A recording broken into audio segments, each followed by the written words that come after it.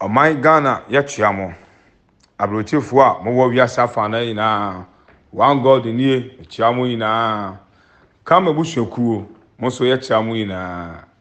ewiase die penifo na kan yo yesi se opebosia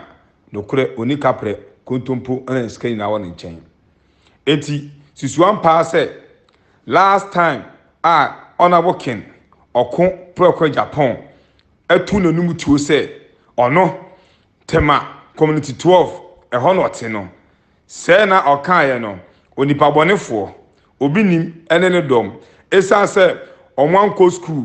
esan se omunim nyansa esan se omoye naive in the mind no ntino chesampa ona bote omoye mesere ona wo Japan se afie na okan se otim ewo community 12 no se afie no wa abandi fini for more than 15 years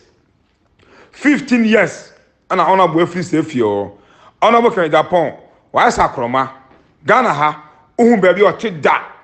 wa sakroma Ghana ha ohun ba bi o nam da obi wan so oninie okoso ohun no hwe ona bo oye intelligent oye smart ana oye faster than obinim ene ne domu na hwe beduko bi asema sebi papa yi ebe kan ye ene obinim asema papa di betu dwa asofo de mo ye ne nye na obekan ya na mo mafokoti kwan so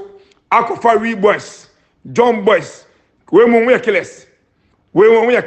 just mo tin say oti community 12 na happen makohye anom ne oma akoje contract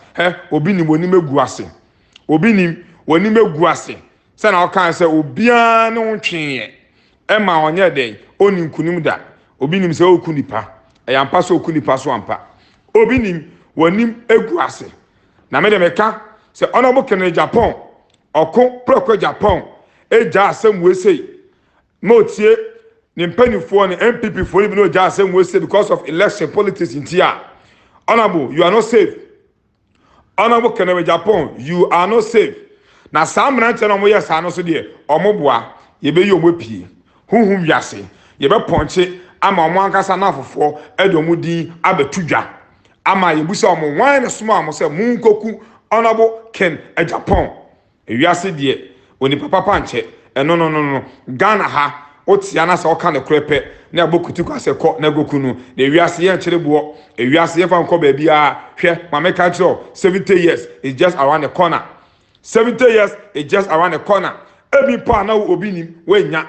ebi pa na obedi kobi wenya momanya ma ye nim na ho ne yenja adwebɔne na ewiase ye fa nko ba bia da bia meka be say heaven is real and hell is real etumu de monfom adwin na masika monfom adwin na ma ewiasa fefe de monfom adwin na ma luxury cars na monfom adwin na ma fame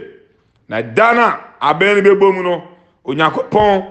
no ebeba bebu atan o obi nim ma oni na ho obi nim kurase nie no de se bi wafa Ghana for the folly aho chebremu ohyu bremu osegina ho eseje correction e wa solefo ho wo wetimi antom ni anwa wetimi to sugar ni gare ene nkate ama wa solefo enso gina ho se omo sanfa sika enfa mo ba mo nimra hwe eduro na wakodi no okete maso watete no de wamena tu ye ma okasa na Ghana fo ma se bi omadwibom no mo ba wasole ede wo sika bro no afi die kama be se ne ho nimonyam huhu wiase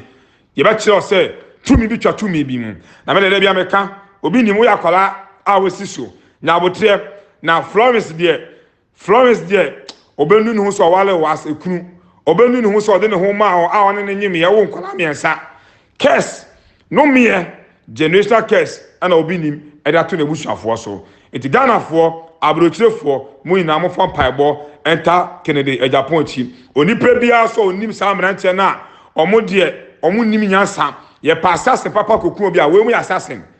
mo pa assassin na omo nim nyansa upobe koku obi a we nya assassin we omo nya assassin Junkie boys we ana omo ko tra Kennedy Japan empo omo ko ana ka kimpo wo kwa komo timi nya hwe na me de meka Ghana ha say de